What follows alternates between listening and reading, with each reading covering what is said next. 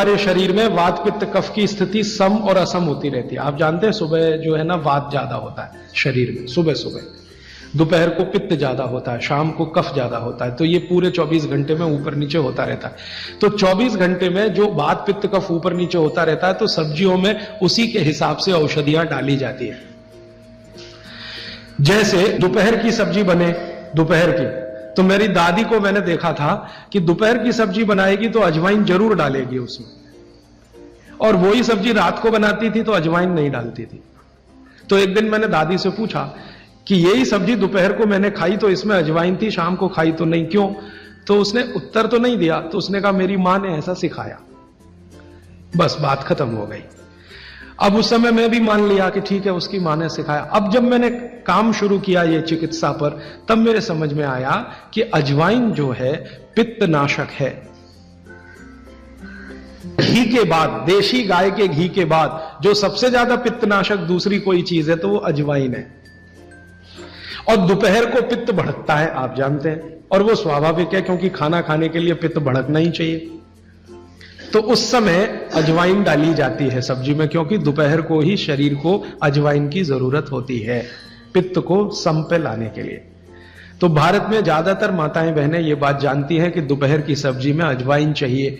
दोपहर का दही है ना, दही का मट्ठा, उसमें भी अजवाइन का बघार लगता है। दोपहर की जितनी भी चीजें हैं ज्यादातर अजवाइन ग्रस्त होती हैं या अजवाइन से बनती हैं, क्योंकि पित्त को सम पे रखना है। मैं अब इसको बदलना चाहता हूं और मैं ये समझना चाहता हूं और समझाना चाहता हूं कि स्त्रियां जो कर रही हैं वो किसी डॉक्टर से कम नहीं है। बस अंतर इतना है कि डॉक्टर को आप फीस देकर उससे एडवाइस ले रहे हैं, हमारी दादी नानी फोकट में वही एडवाइस दे रही है, धनिया खाओ, जीरा खाओ और ये अजवाइन खाओ, आपके पेट की गैस खत्म हो जाएगी।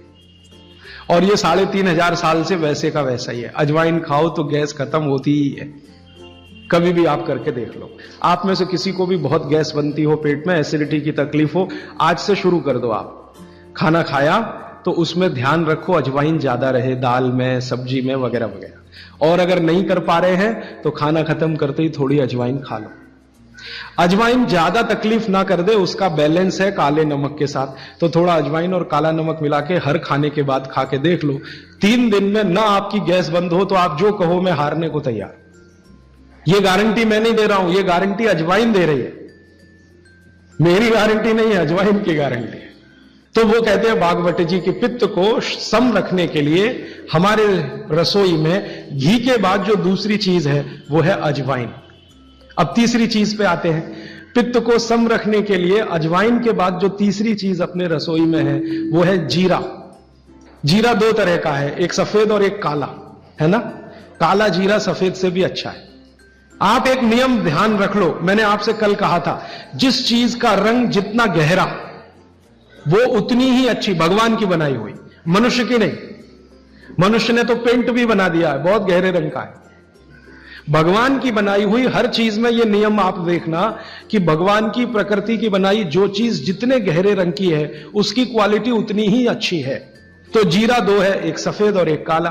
काला जीरा सबसे अच्छा, पित्त को खत्म करने के लिए, सम रखने के लिए। तो आपकी रसोई में एक हो गया घी देशी गाय का, पित्त को खत्म करने। दूसरा हो गया अजवाइन, तीसरा हो गया जीरा, और एक चीज हींग। हींग तो आप सब समझते हैं ना, हींग। हींग भी भगवान की बनाई हुई है, आदमी ने नहीं बनाई। हींग के पहाड़ होते हैं, जैसे पत्थर के पहाड़ होते हैं ना, वैसे हींग के पहाड़ होते हैं। हींग वहीं से आती है। तो हींग है, जीरा है, अजवाइन है और देशी गाय का घी। अब इसके नीचे आता है धनिया। धनिया 2 तरह का है, एक सूखा और एक हरा। जब तक हरा उपलब्ध है आप खाइए, जब नहीं है तो सूखा खाइए, दोनों की क्वालिटी एक ही है। सूखे धनिये में कोई कमी नहीं आती। आपके मन में ये प्रश्न है ना, हरे पत्ते का धनिया में कुछ ज्यादा होगा, सूखे में कम, बिल्कुल नहीं है, दोनों में बराबर है। सूखने के बाद भी उसके गुण धर्म में कोई कमी नहीं।